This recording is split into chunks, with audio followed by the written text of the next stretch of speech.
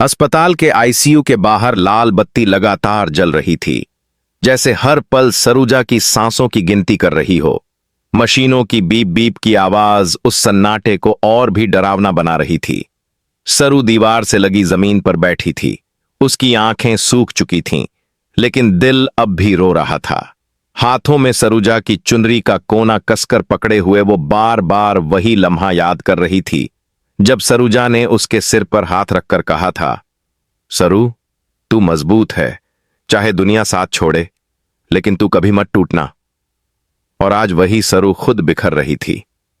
Chandrakant operation theatre के दरवाजे के सामने खड़ा था, आंखें लाल, चेहरा पत्थर सा, लेकिन भीतर से तूफान मचा हुआ। वो वही आदमी था जिसने जिंदगी में कभी किसी के सामने आंसू नहीं बहाए थे, लेकिन आज उसके होंठ कांप रहे थे। डॉक्टर बाहर आए। चेहरे पर थकान और अफसोस साफ था। चंद्रकांत एक झटके में आगे बढ़ा। डॉक्टर, मेरी सरूजा। लेकिन डॉक्टर की चुप्पी ही सबसे बड़ा जवाब थी। हमें माफ कीजिए, हम उन्हें नहीं बचा पाए। ये शब्द नहीं थे, किसी ने हथौड़े से दिल तोड़ दिया था। सरू को लगा जैसे जमीन खिसक गई हो। वो खड़ी हुई, लड़खड़ाई और चिल्लाई, नहीं, मेरी मां कुछ नहीं हो सकता। आप झूठ बोल रहे हो। लेकिन सच्चाई दरवाजे के उस पार ठंडी लाश बनकर पड़ी थी। सरूजा, जिसने हर बार अपने ऊपर लिया, जिसने सरू को बचाने के लिए दुनिया से लड़ाई लड़ी, आज खुद हार गई थी। चंद्रकांत पहली बार जमीन पर बैठ गया, दोनों हाथों से सिर पकड़ लिया। उसकी आवाज गले में अटक गई।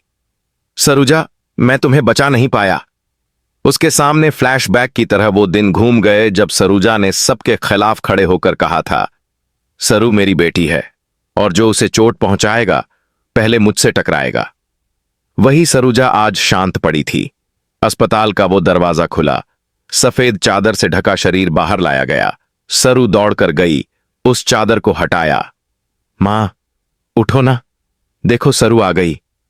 लेकिन वो आंखें नहीं खुलीं जो हर दर्द में सरू को देखती थीं। चंद्रकांत ने कांपते हाथों से सरूजा का माथा छुआ। तुमने वादा किया था, तुम मुझे अकेला छोड़कर नहीं जाओगी। लेकिन मौत वादे नहीं निभाती। सरू चीख चीख कर रो रही थी। उसका रोना पूरे अस्पताल में गूंज रहा था। मां के बिना मैं क्या हूं? उस पल सरू सिर्फ बेटी नहीं थी, वो एक टूटी हुई रूह थी। अंतिम संस्कार की तैयारी हुई। श्मशान में जलती चिता के सामने चंद्रकांत और सरू खड़े थे। आग की लपटों में सरूजा की यादें जल रही थीं। सरू की आंखों से आंसू नहीं रुक रहे थे। चंद्रकांत ने उसका हाथ पकड़ा। पहली बार उसकी आवाज टूटी। हम दोनों को मजबूत रहना होगा। सरूजा यही चाहती थी। लेकिन सरू जानती थी कि अब कुछ भी पहले जैसा नहीं रहेगा। ये सिर्फ मौत नहीं थी, ये एक युग का अंत था, एक ढाल का टूटना था। और कहीं दूर अंधेरे में कुछ लोग इस मौत को हादसा मानकर मुस्कुरा रहे थे, क्योंकि सरूजा की मौत के साथ कई सच भी दफन हो गए थे, या शायद दफन होने का नाटक कर रहे थे।